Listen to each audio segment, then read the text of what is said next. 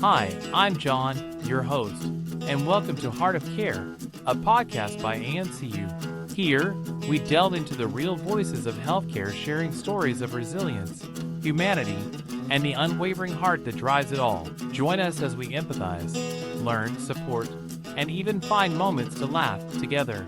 Thanks for being here. Welcome to Heart of Care Season 3, Episode 1. This season, we present The Light That Refuses to Stay Out, the audiobook adaptation of the book by Evan Hope. A deeply personal reflection on Myanmar, dictatorship, migration, medicine, conscience, and hope. Presented by AMCU Media. And now, The Light That Refuses to Stay Out by Evan Hope. A note. Before we begin. This is not an academic book. It does not footnote every claim or situate itself neatly within scholarly debate. There are better books for that, written by people with far more patience for the machinery of formal argument than I possess. Nor is this an attack on religion. Some of the greatest moral courage I have witnessed in my life came from people whose faith was the source of it. If anything, this book is written out of respect for what the great traditions were trying to reach at their best, and out of grief for the distance that sometimes exists between those original moral impulses and the institutions that later grew around them. This is not a political manifesto either. It does not belong to a party, an ideology, or a movement. The reflections that follow apply the same scrutiny to the left and the right, to religious and secular institutions, to democracies and dictatorships alike, because the pattern this book is tracing does not belong to any one system. It belongs to human beings. At its core, this book is a personal reflection on conscience, on the strange moral sensitivity human beings seem to carry long before any doctrine, nation, or institution teaches them what to believe. It is about the forces that deepen that sensitivity and the forces that slowly silence it. Fear, power, tribalism, comfort, ideology, survival. It is also about history, about what repeatedly happens when human beings stop examining the systems they inherit and begin confusing obedience with morality, and about what it might mean, from whatever position we occupy in life, to resist that drift toward silence. I am a doctor who grew up in Myanmar and now lives in Australia. I have seen what happens when institutions built to protect human dignity are captured by the very people entrusted to defend it. I have also carried the quieter burden familiar to many who leave troubled countries behind, the guilt of the person who escaped while others stayed. I am not a philosopher, historian, or theologian. I am simply someone who has spent years unable to stop thinking about these questions. This book is the result of that thinking. Imperfect, unfinished, and offered not as a conclusion, but as an invitation. Read it with whatever you believe. Bring your faith, if you have it. Bring your skepticism, if you do not. Bring your politics, your history, your wounds, your doubts, and your own experience of what it feels like when conscience is honored, and when it is overridden. This book asks questions more often than it answers them. That is deliberate.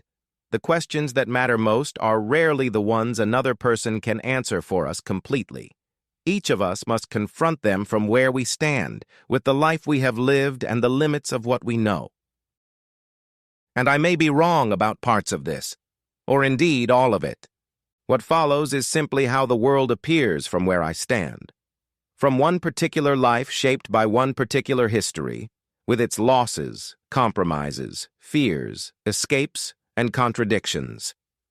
Someone standing elsewhere will inevitably see things I cannot. That is not a weakness of honest thinking. It is its condition. This is not an optimistic book in the simple sense, but neither is it hopeless.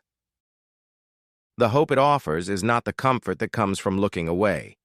It is the quieter and more difficult kind that becomes possible only after we have looked directly at what is broken and refused to pretend otherwise. False comfort closes the eyes. Honest hope keeps them open. That is all this book is trying to do. To keep them open long enough that the reader can no longer look at the world in quite the same way again. Chapter 1. The Light That Refuses to Stay Out, by Evan Hope. Narrated by Bill, 11 Labs. Chapter 1. God is dead, and we have killed him. In 1882, the philosopher Friedrich Nietzsche wrote words that have unsettled people ever since. God is dead. We have killed him. Most who read them assumed he was celebrating. He was not. One widely held reading of Nietzsche is that he was sounding an alarm, that his concern was not theological, but moral, that the ideas holding civilization together, human dignity, the obligation to care for the weak, the sense that some things are simply wrong regardless of who benefits, had always drawn their authority from a source that was disappearing, and nobody seemed to notice. That is what Nietzsche meant, and it is worth taking seriously. This book begins from a quieter place, not a philosophical argument. Just an observation, one that has stayed with me across years of thinking about faith, about history, about the country I was born in, and the one I came to. The damage done in God's name across history was not done primarily by the people who stopped believing. It was done, in the main, by the faithful, by people who prayed, who observed every ritual, who were completely certain they were on the right side, and who never stopped to ask what the teaching they carried actually required of them.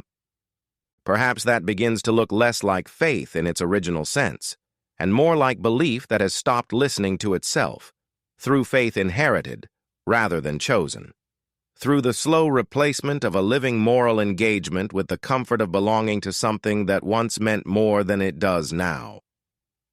I offer this not as a correction of Nietzsche, only as a thought that kept returning, that the shell of religion, emptied of its original meaning, can be as dangerous as no religion at all, because the shell often still carries the authority, and perhaps for that reason is harder to question than straightforward disbelief. It still speaks in God's name, and history suggests, again and again, what happens when that authority is no longer answerable to the conscience it was built to serve. One thing this book is not. It is not an argument that religion is the source of the world's moral failures. The chapters that follow use religious history as their first extended example because religion is where human beings made their earliest and most sustained attempts to institutionalize moral life at scale, and therefore where the pattern of that institutionalization and its corruption is most thoroughly documented. The same logic operates in secular political systems, in the machinery of empire, in the calculations of great powers who have decided that the suffering of small nations is an acceptable cost. This is not a failure specific to faith. It is a failure of human nature. Belief without understanding. What I kept noticing the more I read and the more I watched was this. Some of the greatest damage done in God's name came not from disbelief, but from certainty that went unexamined, by people who attended their services, recited their prayers, followed their rituals, and were completely certain they were on the right side, while conducting wars, justifying slavery, oppressing women, and persecuting anyone who looked or thought or loved differently. How does that happen? It begins when belief becomes habit, when faith becomes something absorbed rather than chosen, when the question of what this actually means stops being asked. Somewhere in that process, what remains is the shell, the building, the ritual, the identity, the language, but hollowed out. That begins to look less like faith and more like obedience without understanding. Some would argue the opposite, that religion has been the primary source of moral behavior, not its corrupter. That without the church, the mosque, the temple, the conscience itself would have no language to speak in. That argument deserves attention, and there is truth in it. At their best, Religious traditions have elevated moral behavior on a scale no individual conscience could achieve alone. They built hospitals, ended empires of cruelty, gave ordinary people a reason to treat strangers with dignity. That is not the question I am asking. Religion has done good, genuinely, undeniably, on an extraordinary scale. The question I keep returning to is what happens when the institution built to serve the moral purpose begins, slowly and almost invisibly, to serve itself instead. That is not a condemnation of religion. It is an observation about human beings. We are capable of extraordinary moral clarity. We are equally capable of using the language of that clarity to justify its exact opposite, and believing sincerely that we are doing right while we do it. If there is a common thread in the worst things done in God's name, it is not cruelty alone. It is the indifference, the failure to ask, that allowed the cruelty to continue beneath the canopy of the sacred. I am not exempt from this.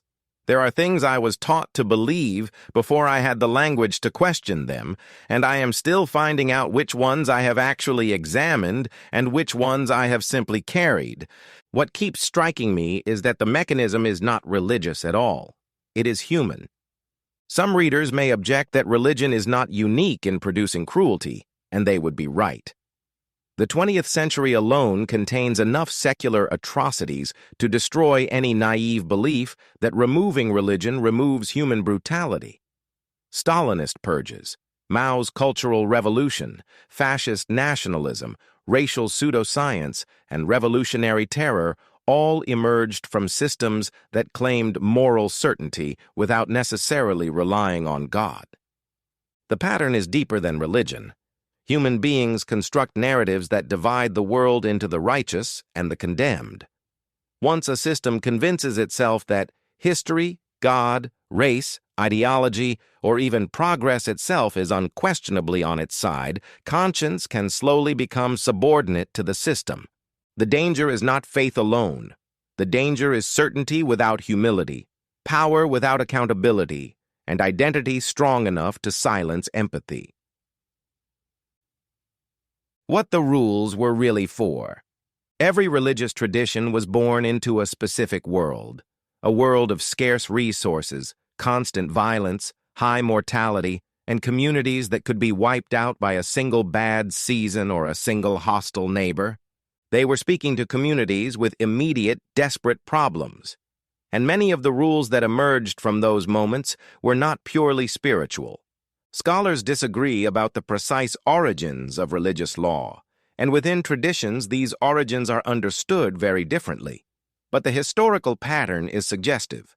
Dietary laws that prevented contamination in climates where food spoiled quickly, rules around marriage and reproduction that ensured a community could replace its dead, codes of warfare that directed violence outward rather than inward, prohibitions on behaviors that destabilized the social order when the social order was all that stood between survival and collapse. These rules worked. That is why they survived. But they survived dressed in the most powerful language available, the language of God. Because most of us tend to obey divine commands in ways we do not obey practical advice. And because the leaders who shaped these traditions understood, whether consciously or not, that a rule framed as God's will is a rule that cannot easily be questioned. And so today, we inherit instructions written for a desert community 2,000 years ago and apply them to a world those authors could not have imagined, not because the wisdom in them has been carefully considered and found still relevant, but because questioning them was never permitted. The rule outlived its reason. The obedience outlived the understanding. I am not sure what to call that, but I am not sure it is the same thing as faith. When power wears God's clothes. But survival was only part of it. The other part is harder to admit. Alongside the genuine moral teachings of every tradition, there is a second current running through the history of religion, the current of authority, of control, of human beings discovering that the language of the sacred is among the most effective tools ever devised for keeping other human beings in line. A person who obeys because they are afraid will stop the moment the threat disappears. A person who obeys because they believe God requires it will obey in the dark, alone, when no one is watching. That difference is not a small thing to a leader trying to hold a community together. It is everything. In many traditions, at particular moments in history, rules that confined women were given divine sanction. Hierarchies that placed certain groups at the bottom were codified in sacred law. The questioning of established authority was framed not as intellectual honesty, but as spiritual danger, a threat to the whole community, not merely to those who held power. This did not require cynicism. It rarely does. Most of us are remarkably capable of believing the things that also happen to serve our interests. A leader who has built his life around a tradition genuinely believes he is protecting something sacred. When doubt and dissent weaken the social fabric he feels responsible for, silencing the questioner feels like an act of protection. He is not lying. He has simply confused the institution with the truth it was built to serve. And once that confusion takes hold, the tradition begins to serve power rather than challenge it. The book was written by human hands. There is something every scholar of religion knows, but few congregations are ever told plainly. The texts we hold as sacred did not fall from the sky fully formed. They were written by human hands, copied by human hands, translated by human hands, selected by human hands, and interpreted by human hands at every step of the journey from their origin to the page you are reading today. The Bible, as it exists, was assembled over centuries, with books included and excluded by councils of men who had theological and political interests in the outcome. The Quran was compiled by human editors from oral traditions and written fragments after Muhammad's death. The Torah emerged from multiple sources over hundreds of years. None of this is disputed by serious scholars. Much of it is simply not communicated to the people in the pews. This is not an argument against faith.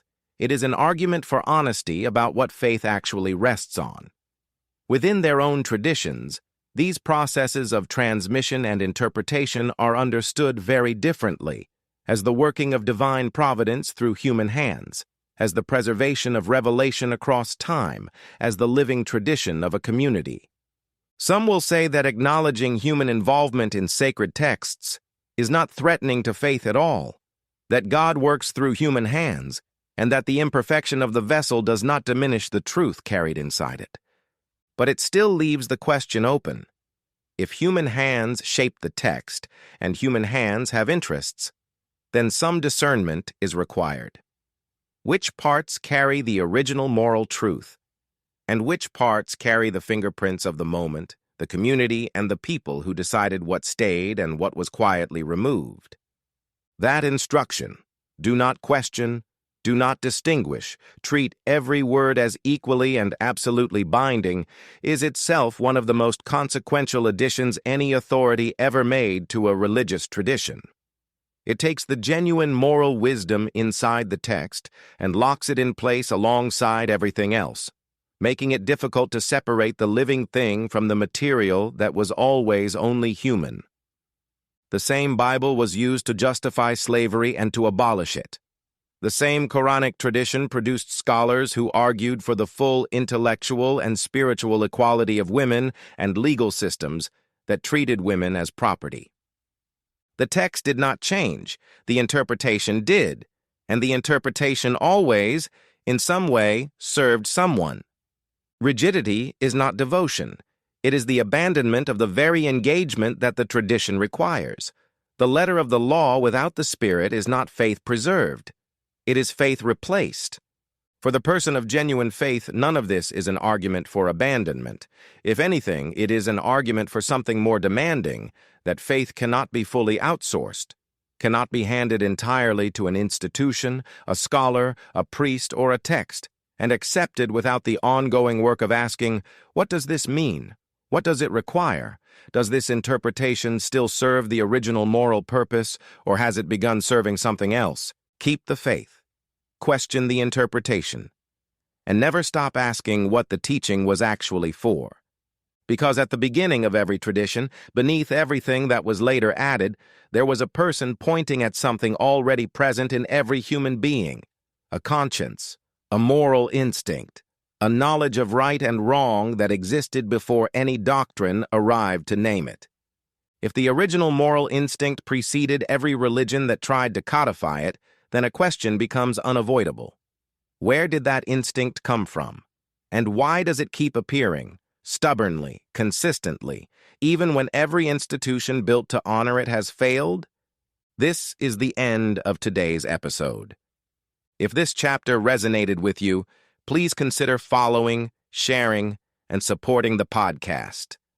Thank you for listening. And remember, even in dark times, some lights refuse to stay out. See you next time. Thanks for tuning in to this episode from AMCU Media, where real stories, healthcare, and advocacy come together. We release a new episode on the 28th of every month. We're a small, independent team doing our best to bring you meaningful conversations. And your support means the world to us. Subscribe to our YouTube channel and Facebook page. Just search for AMCU Media. Got a story or topic to share? Email us at amcu@strmedical.com.au. Together, we can do better. For care, for community, and for change. Until next time, thank you. And take care.